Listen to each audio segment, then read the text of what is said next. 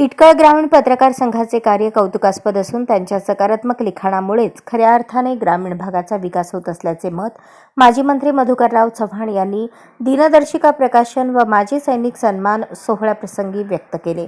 प्रतिवर्षाप्रमाणे याही वर्षी इटकळ ग्रामीण पत्रकार संघ दिनदर्शिका व माजी सैनिक पुरस्कार सोहळा बुधवार दिनांक 10 जानेवारी रोजी विवांता रिसॉर्ट येथे संपन्न झाला.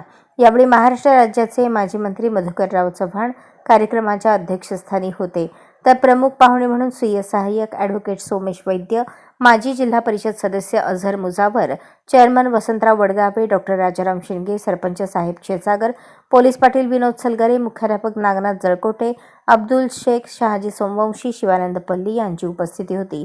कार्यक्रमाची सुरुवात दर्पणकार बाळशास्त्री जांभेकर यांच्या प्रतिमा पूजनाने व दीप प्रज्वलन करून करण्यात आली. उपस्थित मान्यवरांचा पत्रकार संघाच्या वतीने सत्कार करण्यात आला. कार्यक्रमाचे प्रास्ताविक दयानंद काळुंके यांनी केले. ग्रामीण पत्रकारांच्या समस्या व त्यांना येणाऱ्या अडचणी त्यांनी सविस्तरपणे उपस्थितांसमोर मांडल्या. त्यानंतर मान्यवरांच्या हस्ते दिनदर्शिकेचे प्रकाशन करण्यात आले. माजी मंत्री मधुकरराव चव्हाण व ॲडव्होकेट सोमेश वैद्य यांच्या हस्ते सन्मानचिन्ह, सन्मानपत्र, फेटा, शाल, पुष्पगुच्छ व पेन देऊन जिल्ह्यातील माजी सैनिक, आदर्श शिक्षिका व युवा उद्योजक यांचा सन्मान करण्यात आला. यावेळी आयुब शेख, सविता हेरकर, नागनाथ जळकोटे, वसंतराव वडगावे, ॲडव्होकेट सोमेश वैद्य यांनी शुभेच्छापर मनोगत व्यक्त केले. माजी मंत्री मधुकरराव चव्हाण यांनी अध्यक्षीय समारोप करताना इटकळ ग्रामीण पत्रकार संघाच्या सामाजिक कार्याचे कौतुक करत शुभेच्छा दिल्या. तालुका पाण्यामुळे झालेला आहे. जसं मी सांगितलं की आपल्या सैनिकांनी आमच्या सीमेवरती अशा कठीण जागेमध्ये राहून आमचं संरक्षण केलं. सततच्या शेतकऱ्यांनी देखील खाऊन. कार्यक्रमास परिसरातील राजकीय, सामाजिक, शैक्षणिक, वारकरी संप्रदाय, व्यापारी व अणदूर येथील जय मल्हार पत्रकार संघाचे सर्व सदस्य उपस्थित होते. कार्यक्रमाचे सूत्रसंचालन दिनेश सलगरे यांनी केले, तर आभार बालाजी गायकवाड यांनी मानले. सन्मानपत्राचे वाचन चांदसाहेब शेख यांनी केले.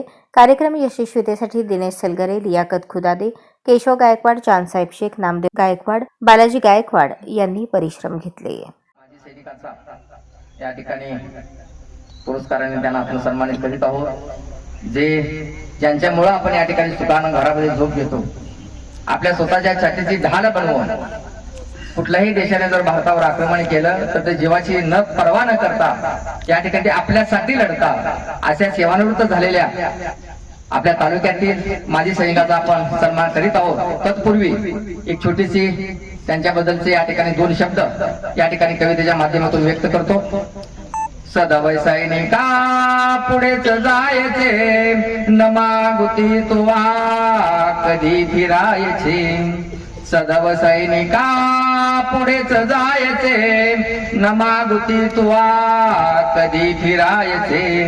सदा तुझ्या पुढे उभी असे दिशा, सदैव काजळी दिसायच्या दिशा. मधून मेघ हे नभास ग्रासती, मध्येच या विजा बयान बासती. 10 दिशातून तुफान व्हायचे, सदैव सैनिका पुढेच जायचे.